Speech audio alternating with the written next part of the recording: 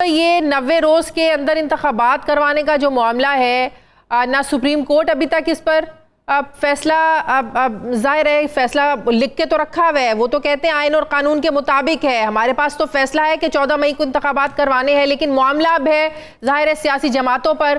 3 अदवार हो चुके हैं मुज़ाकरात के। चौधरी साहब ये बताइएगा कि अगर मुज़ाकरात का कोई रास्ता नहीं निकलता तो फिर इसके अलावा तो कोई ऑप्शन नहीं है कि आप 14 मई से आगे जा सकें?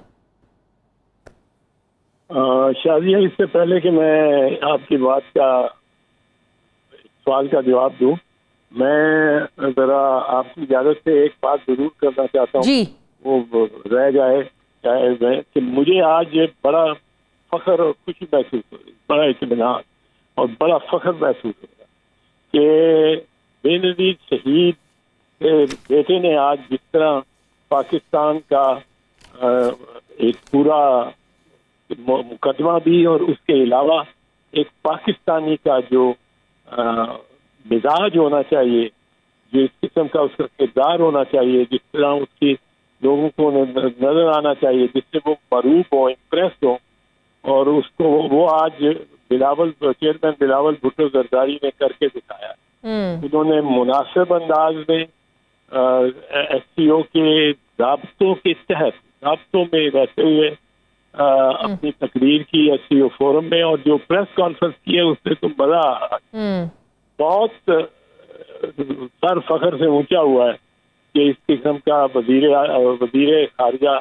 हमारे पास है जो कि पूरी दिलचस्पी सारी ग्लोबल पॉलिटिक्स में भी ले रहा है।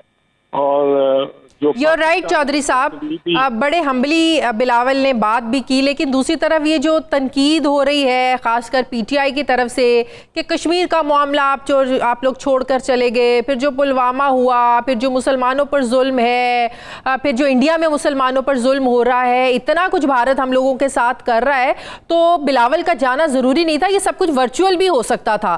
तो बिलावल के दौरे पर दूसरी तरफ तनकीद भी बड़ी कर रहे हैं लोग। नहीं भाई, देखें, एक चीज तो आप समझ में, मैं तो कभी किसी इस बात के हक में ही हूँ कि आपको एक प्लेटफॉर्म आपको मिल रहा और आप उसके बाहर बैठे। हम तो जब 17 सीटें हमारी आई थी नेशनल असेंबली में सारे पाकिस्तान में, तो हम तब भी बैठे थे कि प्लेटफॉर्म नहीं छोड़ना चाहिए। हाँ। ये प्लेटफॉर्म छोड़ने की जो बात है ना, ये वैसे ही गलत। आप प्लेटफॉर्म पे जाएं और बात करें अपनी। आप उस प्लेटफॉर्म जो है, जो फोरम है SCO का, उसमें आप बामी अपने बाइलैटरल दो तरफा किसी मेंबर के साथ इख्तिलाफात या झगड़े या तनाज़े हैं, उन पे जिक्र उसके चार्टर में ही नहीं कर सकते, बात नहीं कर सकते। और उसके बाद उसने फौरन बात जो चेयरमैन बिलावल ने प्रेस कॉन्फ्रेंस कर दी है, वो देखो फिर देखो, तो फिर देखो उसको, उससे तो मजा आता है जिस ज़र्फ के साथ और ज़रीफाना भी अंदाज में, बड़े रिलैक्स माहौल में बड़े डिफिकल्ट क्वेश्चन को फेस किया। और बॉटम लाइन जो कही वो कही, जब तक इंडिया 4 अगस्त 2019 की पोजीशन पे वापस नहीं जाता, हमारे लिए दुश्वार है उनसे बातचीत भी करना। और फिर भी जब से बिलावल वैसे वजीर खारजा बने, आपको पहली दफा इतना खुश और इतना इम्प्रेस्ड और वाकई खुशी महसूस हो रही है? बड़े जब से वो वजीर खारजा बने दौरे ही कर रहे हैं। अच्छा, इस पर भी बड़ी तनकीद हुई, लेकिन क्या वाकई वजीर खारजा बनने के बाद आप इनको पहला जबरदस्त बिलावल का दौरा समझते हैं ये भारत का? नहीं, मैं पहले भी 2-3 मरतबा जब मुझे बहुत तो खुशी हुई, मैं बिलावल की तारीफ कर चुका हूँ। देखिए, मतलब है ये आपने बात की, कुछ किसी बात पे आदमी की एक सोच नहीं होती, बट आई थिंक ये तो बहुत आज पाकिस्तान को बहुत अच्छे अंदाज प्रोजेक्ट किया है बिलावल। That's good. चौधरी साहब, आप मेरे जरा सवाल की तरफ आए कि ये 14 मई के अलावा कोई ऑप्शन है हम लोगों के पास? सुप्रीम कोर्ट तो कह चुकी कि 14 मई का फैसला तो फिर है जिसके लिए हम आइन को बिल्कुल इस्तेमाल करेंगे, इसके अलावा कोई ऑप्शन नहीं है। सियासतदानों के पास भी कोई ऑप्शन नहीं है अगर मुज़ाकरात कामयाब नहीं होते? चौधरी साहब, दोनों तरफ से देखें, अब सियासतदानों के पास तो ऑप्शन है, और मुज़ाकरात में बुनियादी बात यही है कि असेंबलियों के इलेक्शन किस दिन हों। अब अगर आप चीफ जस्टिस के इन ऑब्जर्वेशंस को भी जहन में रखें जो आपने अभी मैं बताई हैं। तो वो कहते हैं कि जी 14 मई पे इलेक्शन होने का फैसला हमने कोई वापस नहीं लिया और वो बदस्तूर कायम है। अब वो बदस्तूर कायम तो है पर उस पर अमल दरामद नहीं हो सकता, अमल नहीं हो सकता। ये तो ह्यूमनली इम्पॉसिबल। ये तो अदालत ही तस्लीम करेगी अल्टीमेटली जब फैसला लिखेगी।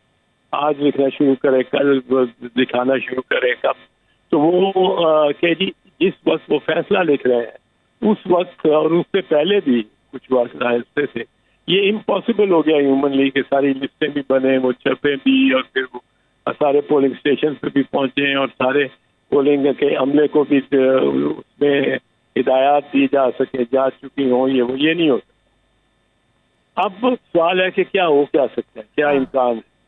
ये जो मेरा ख्याल है चीफ जस्टिस का ये कहना कि ये बार बार कहना कि हमारा 14 मई वाला फैसला जो है वो बिल्कुल कायम है, नहीं है 14 मई वाला, 14 मई का नहीं, मई तो 14 भी आई नहीं, पर 14 मई को इलेक्शन करवाने का फैसला जो है वो उसमें से हम हटे नहीं है।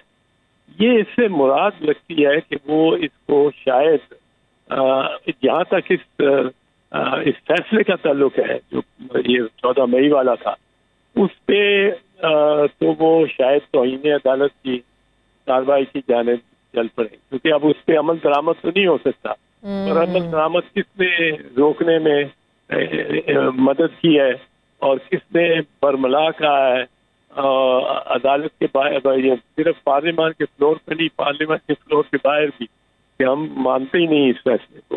पार्लियामेंट के फ्लोर की तो फिर कुछ हो सकती है तकदीस वो वहाँ भी। तो इन्हें अदालत के जुमरे में कौन आएगा? सिर्फ प्राइम मिनिस्टर आएंगे, डार साहब आएंगे, या पूरी काबीना पर तो इन्हें अदालत लग सकती है? नहीं, मेरा ख्याल है वो सारों पे तो नहीं लगाएंगे, कुछ को तो समझेंगे कि पार्टी डायरेक्शन से फॉलो करने का डिफेंस उसके बाद ये हो।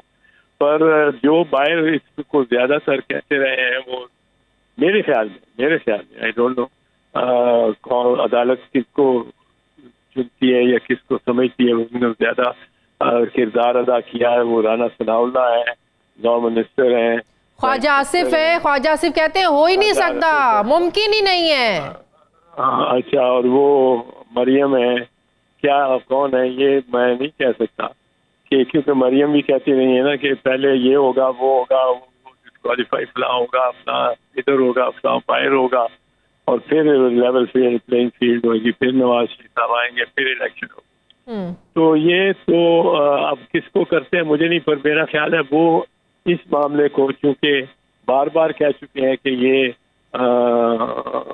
ये मामला जो है 14 मई वाले इलेक्शन का वो बरकरार है और बदस्तूर। अच्छा, तौहीन अदालत अगर लग गई 14 मई को, आप कह रहे हैं अब वो ह्यूमनली पॉसिबल भी नहीं है, तौहीन अदालत भी लग गई, देन व्हाट? मतलब कि तौहीन अदालत भी लगेगी लेकिन फिर भी तो इलेक्शंस नहीं हो सकेंगे? नहीं, फिर भी डेट देंगे जरूर एक इलेक्शन 30 अप्रैल जैसा दी थी, 14 मई जैसा दी थी।